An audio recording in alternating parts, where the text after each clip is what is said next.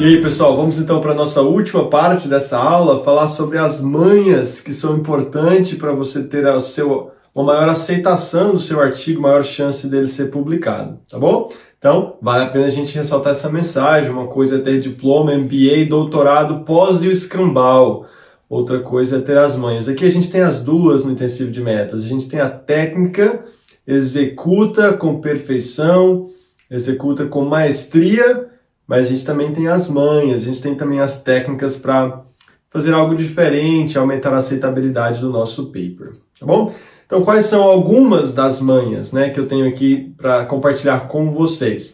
A gente já discutiu elas em alguns momentos da execução, porque a maioria desses aspectos aqui, eu não estou falando especificamente sobre a escrita, mas sim sobre as manhas que a gente pode fazer na metodologia para a gente ter o nosso abstract, o nosso paper aceito. Então, quais são essas manhas na metodologia, né, nos passos passados? Achei que seria importante a gente revisitar esses assuntos. Eu falei sobre eles de maneira esparramada nas respectivas aulas, onde cabia a discussão de cada um desses tópicos. Então, aqui eu achei que seria interessante a gente trazer tudo junto aqui para falar desses recursos que você tem para maximizar as chances do seu paper e abstract ser aceito. Então, em primeiro lugar, subgrupos. A gente já falou sobre isso bastante aqui. Escolha subgrupos importantes do ponto de vista clínico. Não faça subgrupos só para fazer subgrupo, mas tem alguma relevância clínica aquele subgrupo, alguma particularidade daquela população, faça subgrupos. Estudos de melhor qualidade entre aqueles que você escolheu, estudos só randomizados, non-randomized plus, que eu vou explicar qual que é esse conceito já já.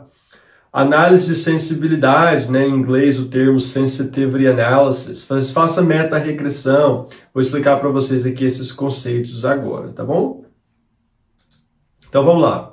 Esse aqui é um exemplo de uma publicação minha com alunos do intensivo de metas, sobre o uso de inibidores de SGLT2 para diminuir mortalidade cardiovascular e hospitalização por insuficiência cardíaca em pacientes com insuficiência cardíaca. E nesse paper, além de fazer a população geral de todos os pacientes com insuficiência cardíaca, a gente fez análise de subgrupos que têm um interesse muito grande na literatura. Eu coloquei duas delas aqui. Então, existe uma diferença na biologia, na fisiologia de insuficiência cardíaca em pacientes negros e pacientes que não são negros, tá bom? Então, tem estudos na cardiologia em insuficiência cardíaca que são feitos especificamente para a população African American, tá bom? Então, aqui fazia sentido a gente aproveitar esse interesse especial, né, nessa população e fazer um subgrupo só em African Americans, em que a gente fez aqui, e aumentou a aceitabilidade, aumentou o interesse, aumentou a chance do nosso paper ser aceito. Uma outra população muito quente na cardiologia, na insuficiência cardíaca, é a população que tem fração de ejeção preservada. Então a gente pegou todos os nossos estudos, olhamos quais tinham o desfecho. Lembra que para fazer análise de subgrupo, você precisa do desfecho de interesse na subpopulação de interesse. Então não basta ter 20% dos pacientes com fração de ejeção preservada. Eu tenho que ter o desfecho nessa população com fração de ejeção preservada, nesses 20%. Tá bom? Então, por isso que não tem todos os estudos que estão na minha meta-análise, eu não tenho dados de todos eles nos pacientes com fração de ejeção preservada. Alguns deles nem tinham essa população, era só fração de ejeção reduzida. Outros até tinham fração de ejeção preservada, mas não me deram desfecho nesse grupo específico. Então a gente tem aqui só 4 estudos, mas já dá para fazer uma análise de subgrupo legal. Olha esse outro exemplo aqui, o próprio exemplo do antiplaquetário que a gente usou várias vezes nessa aula. Então aqui eu fiz uma análise de subgrupo de randomizados e não randomizados. Dá para você fazer no mesmo gráfico, eu ensinei isso em algum momento do curso no módulo de estatística, tem lá, se eu não me engano, na aula, acho que na aula prática, mas posso estar enganado. Tem lá sobre como montar o gráfico subdividido dessa maneira, entre observacionais e randomizados. Estão vendo aqui? Então tem os observacionais e tem os estudos randomizados. Isso aqui, implicitamente, eu estou fazendo um subgrupo aqui, porque eu tenho os resultados separados, aqui os resultados só dos randomizados e aqui os dos não randomizados. E aí eu posso fazer a interpretação estatística disso aqui e tal. Eu posso discutir isso aqui também. É um subgrupo, tá bom?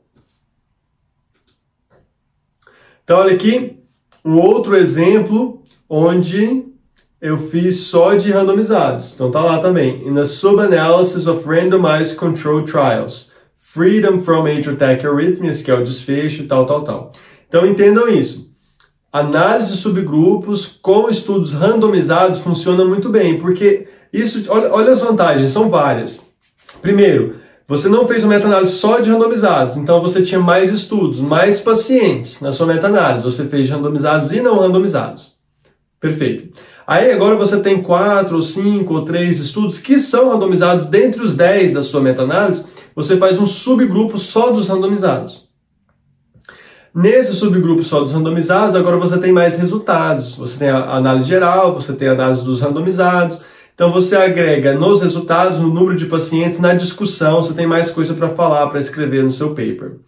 Ah, Anderson, por que você não fez a meta-análise só dos randomizados? Poderia. Se você tem vários estudos que são só randomizados, faz só de randomizados, não tem nada a ver. Não tem nenhum problema fazer isso. Tá bom?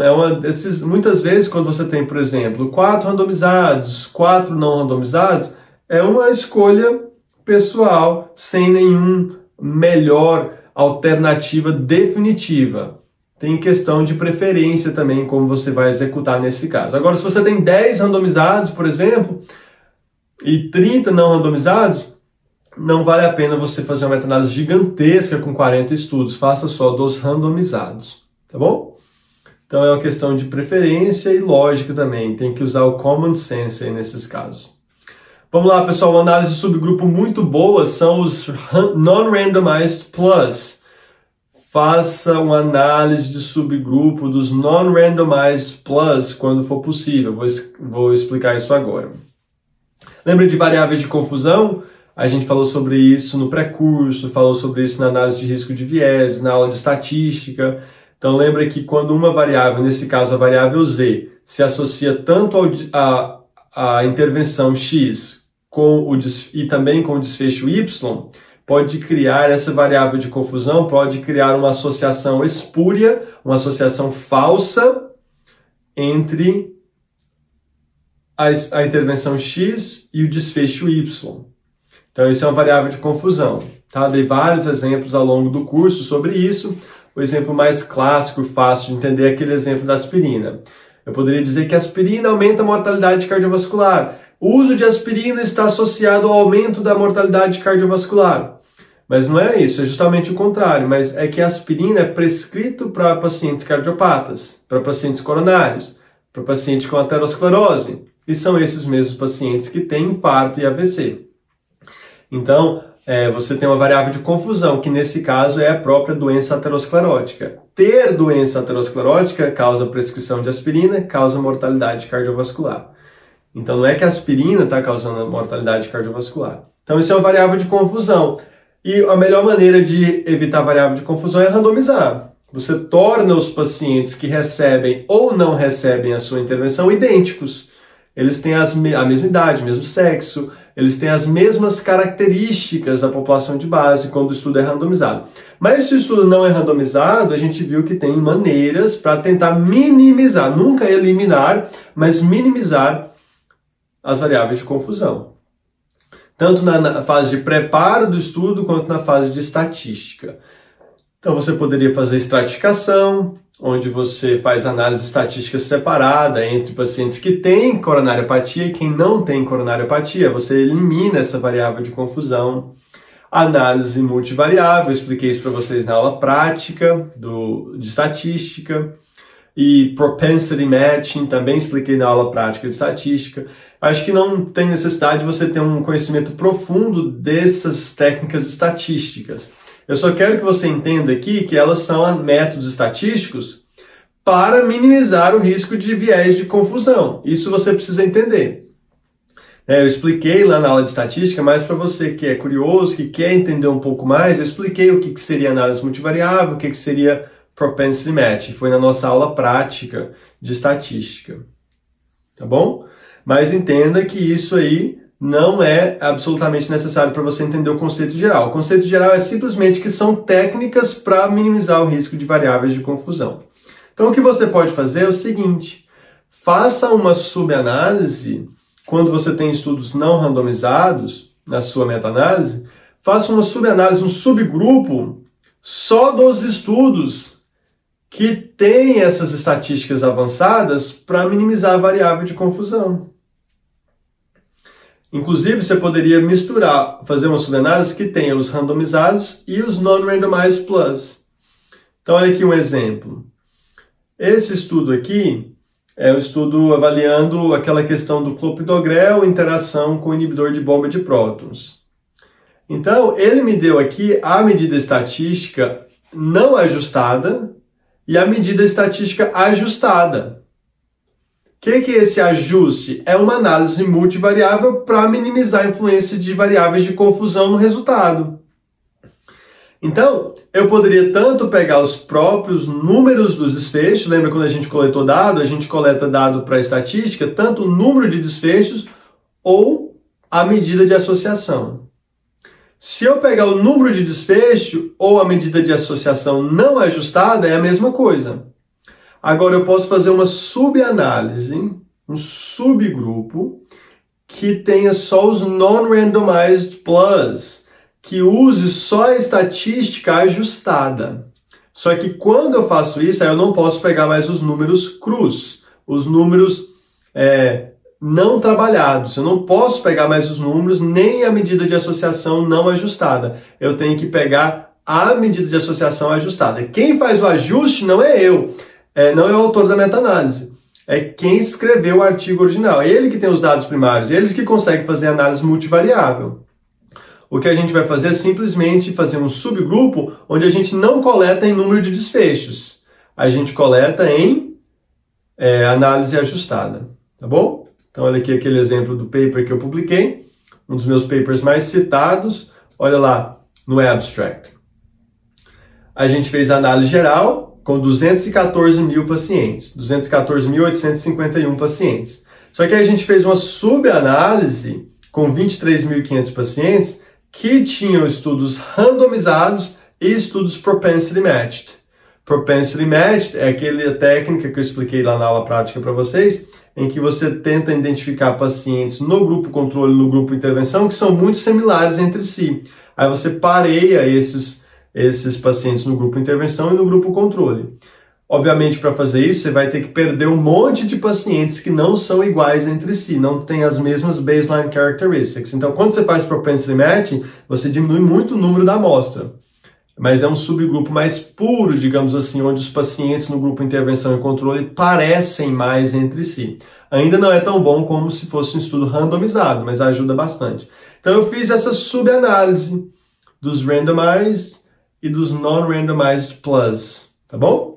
Então tá aqui o resultado dessa subanálise aí para vocês. Todos esses desfechos aqui, olha a legenda. Forest plots of randomized control trials and propensity score match studies. Quando você está coletando propensity match studies, essa análise de propensão pareada é algo que acontece pré-estatística. Você já pareou os pacientes utilizando ferramentas estatísticas, mas você pareou eles antes de ver os desfechos, digamos assim. Onde eu estou querendo chegar é que aí, nesses casos, você pode coletar número de desfechos e população total que foi feito propensity matching. Quando você está utilizando análise multivariável, isso não é possível, igual eu falei para vocês no slide anterior. Se você está utilizando só análise multivariável, aí você tem que coletar a própria medida de associação. Então, essas ferramentas que eu dei para vocês aqui, ela abre uma série de possibilidades. Quer ver? Você poderia restringir a inclusão na sua meta-análise nos critérios de inclusão só randomizados. A gente já viu isso. Você poderia fazer randomizados e não randomizados. A gente já viu isso. Ou você poderia selecionar baseado em randomizados e non-randomized com análise estatística para controle de variáveis de confusão. Ou você poderia deixar todo mundo entrar na meta-análise, deixar os critérios mais abertos e depois fazer subgrupos só de randomizados, subgrupos só de non-randomized plus. Lembrando que o que eu estou chamando de non-randomized plus é aqueles estudos que fazem alguma ferramenta estatística, alguma ferramenta para corrigir para risco de variáveis de confusão. Pode ser estratificação, pode ser análise multivariável, pode ser propensity matching. Certinho? Tudo bem? Então esse aqui é um dos meus estudos mais citados. Olha que interessante. Eu falei para vocês, eu fui entrevistado pelo Medscape quando eu fiz a publicação desse estudo. E aí tá lá o expert Anderson Cardoso da Universidade de Miami, do Jackson Memorial, achou isso no estudo tal. Eu era R1 de clínica médica. R1 ou R2, acho que era R2 já. Tá bom? Então eu era R2 de clínica médica, como se eu tivesse uma experiência vasta no assunto, né? A meta-análise faz isso. A meta-análise, ela te torna o expert naquele assunto, porque você faz uma meta-análise boa, está no topo da pirâmide de evidência, junto lá com os estudos randomizados do assunto, e você está no seu alcance, se você é estudante de medicina, se você é R1, como eu era, e assim por diante. Certinho? Então, uma mensagem de ânimo aí para vocês que têm um potencial muito grande de fazer isso aqui. Inclusive, essa publicação na mídia, digamos assim, no Medscape, foi muito importante para conseguir meu visto. Visto O é uma questão mais imigratória nos Estados Unidos, mas você precisa provar habilidades extraordinárias, e tendo citação na mídia, entrevista para canais de televisão e assim por diante, é um dos componentes que eles olham. Para a gente falar de outra manha aqui, olha, análise de sensibilidade, sensitivity analysis. Qual que é o conceito de sensitivity analysis? Olha, você tem esses resultados gerais, a gente quer saber se esses resultados gerais são robustos, se eles se sustentam, se eles se confirmam quando você tira um estudo ou outro, né? Se você modifica alguma coisa ali, se você faz uma análise de sensibilidade, onde você modifica alguma coisa na sua estatística, os resultados se mantêm ou eles são dependentes de um aspecto, de um detalhe ou outro. Então, a principal análise de sensibilidade é você tirar estudos individuais. Você tira um estudo, roda a estatística de novo. Aí você volta àquele estudo, tira o próximo estudo. Ou seja, você quer ver se o resultado principal, seja mortalidade, seja infarto, AVC, qual seja o seu desfecho, você quer ver que esse desfecho principal, que ele é robusto, que ele não depende de um estudo só, carregando todo o peso do resultado. Então você poderia repetir a análise do principal desfecho, removendo cada um dos estudos individuais. Você tem que criar force plot, um monte de force plot? Não precisa. No Review Manager e em outros softwares também, você pode simplesmente tirar um de cada vez. Então tem esses 4 estudos aqui, agora eu vou tirar o Axapha AFNet. Então eu tirei ele, ficaram os outros 3 estudos, aí eu coloco a minha estatística aqui, tá bom? Repare que não mudou a estatística, era não significativo antes, né? Passou pelo 1, intervalo de confiança, continua não sendo estatisticamente significativo. E aí eu volto o Axapha e agora tiro o Kuwahara, e assim por diante. Tá bom? Você quer ver que os resultados são robustos, que eles não dependem de um estudo só. A gente chama isso aqui de Leave One Out Sensitivity Analysis. Você sempre deixa um de fora. Certo? Dá para fazer ela de forma automática no R. Né? Tem a aula nossa aí, tem um módulo, vai subir para vocês um módulo específico de análise estatística no R. Tá bom? Que é um software gratuito, muito bom para fazer revisão sistemática e meta-análise. É um pouco mais complexo. Mas o Douglas e o Pedro vão resolver isso aí pra gente. Tá bom, pessoal? Análise de sensibilidade você pode fazer também com mudando um aspecto no seu critério de inclusão, por exemplo. Não precisa ser só tirar um ou outro paciente, um outro estudo. Aqui a análise de sensibilidade e análise de subgrupos se tornam praticamente a mesma coisa. Você poderia fazer uma análise de sensibilidade ou uma análise de subgrupo, por exemplo, onde você sobe um pouco o critério como você definiu a obesidade. A inclusão no meu estudo era IMC acima de 35, mas tem esses outros estudos aqui que foram incluídos porque os pacientes tinham IMC acima de 35, mas na verdade nesses outros estudos o critério de inclusão era IMC acima de 40. Vamos fazer uma análise de sensibilidade ou uma análise de subgrupo, é a mesma coisa nesse caso, para ver se os resultados se mantêm nessa população que tem um IMC mais elevado ainda. Eu estou fazendo análise de uso de aspirina em idosos. Aí tem esses pacientes aqui que todo mundo entrou no estudo, na minha meta-análise, porque tinha idade acima de 75 anos. Mas tem alguns estudos que a idade foi acima de 80. Vamos fazer uma análise de sensibilidade, uma análise de subgrupo, é a mesma coisa nesse contexto, para você ver se os resultados se mantêm na população um pouco mais idosa, tá bom? Aí você pode fazer também análise de sensibilidade com qualidade dos estudos, com risco de vieses. Se você está comparando o medicamento A com B, ou droga contra placebo, alguns estudos foram cegos, outros não foram cegos. Para avaliar o efeito do cegamento no resultado, você faz análise de sensibilidade em estudos que são cegos e estudos que não são cegos. Poderia fazer também. Desfechos contínuos, às vezes, por exemplo, perda de peso, eu gosto de usar esse exemplo.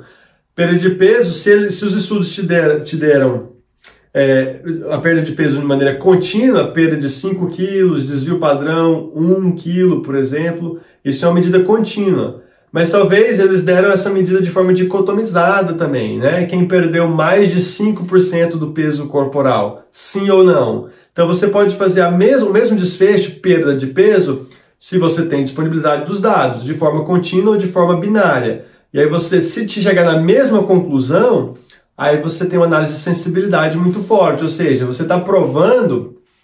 Repare que a diferença com análise de subgrupo é muito sutil. Em análise de subgrupo, você quer ver se tem um efeito diferente em um subgrupo. Esse é a análise de subgrupo. Análise de sensibilidade é que você quer ver que os seus resultados se confirmam quando você faz ajustes na metodologia. Ajustes na metodologia poderia ser mudar o critério de inclusão, poderia ser tirar um estudo ou tirar outro, poderia ser analisar o desfecho de forma contínua em vez de analisar o desfecho de forma binária ou vice-versa. Então, é isso que é análise de sensibilidade. O resultado é esse. Eu não quero ver se o resultado é diferente em um subgrupo. Eu quero ver se o resultado se confirma quando eu faço ajustes na metodologia. Tá bom? Para ver se o resultado não é dependente de um aspecto só, de um detalhe nos meus métodos. Certo?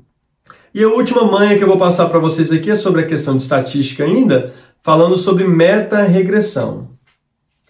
O que é meta-regressão? É quando você quer ver se tem características da população que influenciam o seu desfecho, que influenciam o efeito da intervenção. Então vamos supor que você está comparando droga A contra droga B. O odds ratio foi significativo de 1,5. A droga A aumentou o desfecho em relação à droga B. Odds ratio acima de 1. Certo? Mas essa medida de associação, odds ratio de 1,5, ela é dependente de alguns elementos da população de cada estudo, elementos da tabela 1. É isso que a meta-regressão responde. Como assim dependente de elementos, Anderson? Olha aqui, pessoal. Então, por exemplo, a gente tem aqui, 15 estudos, 20 estudos diferentes. Suponhamos que tenha 20 estudos aqui, tem até mais um pouco, eu acho. Então, você tem esses 20 estudos diferentes e aí você tem lá eles todos em um gráfico analisando, por exemplo, tamponamento cardíaco. Tamponamento cardíaco é o seu desfecho. Ótimo. Aí você pensa assim, cada estudo teve seu próprio odds ratio. Cada estudo teve sua própria medida de associação. E aí você tem também a medida de associação da meta-análise, combinando todo mundo junto. A questão é, será se tem alguma característica de base aqui que está influenciando o odds ratio, ou seja, quanto mais FA paroxística, maior tende a ser o efeito da intervenção.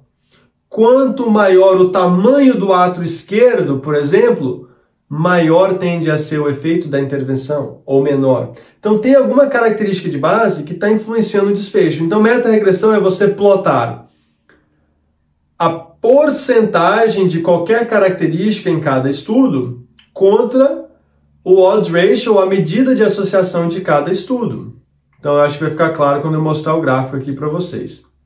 Espero que fique. Então você vai pegar uma variável explicatória ou explanatória, ou que é uma característica de base, que é uma característica de interesse, geralmente alguma característica da sua tabela 1, e você vai ver se essa característica de base, essa característica de interesse, ela tem algum efeito, alguma influência sobre a medida de associação, sobre o desfecho. Nesse caso aqui, nessa meta-regressão que a gente fez, a gente queria ver se a duração do antiagregante plaquetário tinha influência na medida de associação, que era o relative risk. Repare que a meta-regressão criou essa linha aqui pra gente. O que essa linha implica? Ela está querendo dizer o seguinte, olha, quanto maior a duração do duplo antiagregante plaquetário, né, no eixo X, quanto maior aqui a gente está no eixo X, quanto mais à direita, quanto mais longo o uso do antiagregante plaquetário, do duplo antiagregante, que é a minha intervenção, menor a medida de efeito nos estudos individuais. Menor o risco relativo. Só porque isso aqui, a meta-regressão, ela tem um p-value. Essa linha, esse aclive, é significativo ou não? Porque se ele não for significativo, quer dizer que não tem influência. Não tem influência essa medida de associação, essa característica de base, essa característica da intervenção, duração de duplo antiagregante plaquetário. Se o p-value for não significativo, significa que isso não é uma característica que influencia a medida de associação. Ah, Anderson, quando que eu tenho que fazer meta-regressão? Não é obrigatório fazer isso aqui, é só uma manha, é só um extra. Tá? Eu geralmente não costumo fazer, essa é só geralmente o que eu faço. Eu geralmente não costumo fazer meta-regressão, a não ser que o revisor pede para mim. Se o revisor pedir, aí eu vou lá e faço para agradar o revisor e o trabalho ser aceito. Agora, você poderia fazer? Com certeza. Né? Acho que dá um pouquinho mais de trabalho estatístico, mas uma vez que você aprende, também, como qualquer outra coisa, é fácil de replicar e executar. Então, se você conseguir fazer de forma rotineira nas suas meta-análises, a meta-regressão, e você não vai fazer meta-regressão para 10 características, você vai escolher, tem que ter uma hipótese, tem que ter sentido a meta-regressão. Olha, eu acho que ter mais FA paroxística nos estudos vai influenciar a medida do desfecho dessa maneira. Aí você testa a meta-regressão entre a porcentagem de FA paroxística em cada estudo e o efeito na medida de associação. Tá bom? Espero que tenha ficado claro aí esse conceito de meta-regressão. E aqui eu tenho uma mensagem muito importante para você. Quero que você pause o vídeo, respira e aceite meu agradecimento. Tá bom? Muito obrigado de coração. O intensivo de metas, o intensivo de ECG, né, todo o trabalho que eu faço na parte de educação, nas redes sociais, nos cursos, é muito mais que um trabalho para mim. É uma diversão, é um hobby, é uma alegria, é um prazer, é uma honra contribuir com o seu aprendizado. E você que chegou aqui até o último minuto do curso, literalmente, das aulas teóricas, pelo menos, você é um vencedor e é um herói para mim, uma heroína para mim. Eu realmente não poderia fazer isso aqui sem você. E eu quero te agradecer muito por isso. Conto com a sua parceria futura, estando junto, para que eu possa contribuir cada vez mais com o seu aprendizado e vice-versa. Deixa eu te ajudar nos seus próprios papers, nas suas publicações, compartilhe comigo os seus resultados. Eu quero estar sempre próximo de você na sua jornada e te ajudar aí, que você cresça cada vez mais. Muito obrigado mesmo, de coração. Nada disso seria possível sem você. Um abraço e a gente se vê na aula prática 10. Tchau, tchau.